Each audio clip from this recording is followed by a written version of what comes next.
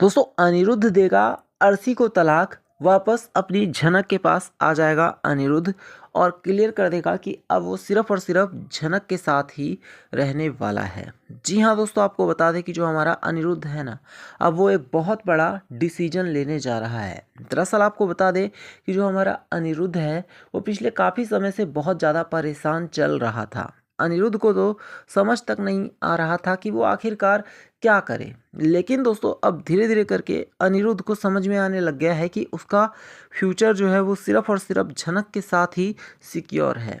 अब यही वजह है कि धीरे धीरे करके ही सही, लेकिन जो हमारा अनिरुद्ध है ना दोस्तों, वो अब अर्शी बेशरम के मुंह पर एक जोर का चाटा लगाने वाला है और वो झनक के करीब जाने वाला है।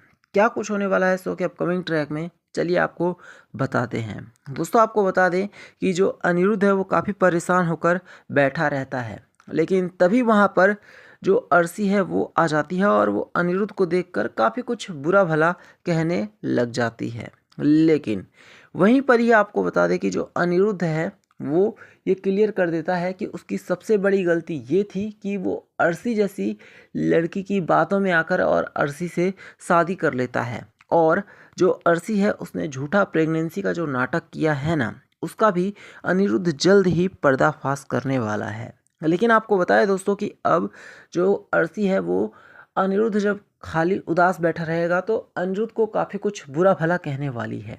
इसके बाद आप देखने वाले हैं कि जो जो अनिरुद्ध है वो अर्शी के ऊपर भड़क उठेगा और वो ये क्लियर कर देगा कि अर्शी को कोई हक नहीं है कि वो किसी भी हाल में ये सब कुछ बुरा भला अनिरुद्ध के बारे में बोले।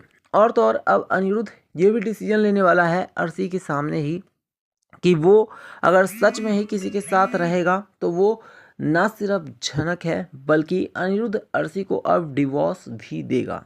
अनिरुद्ध कहने वाला है कि वो किसी भी हाल में अब अर्शी के साथ नहीं रहना चाहता है।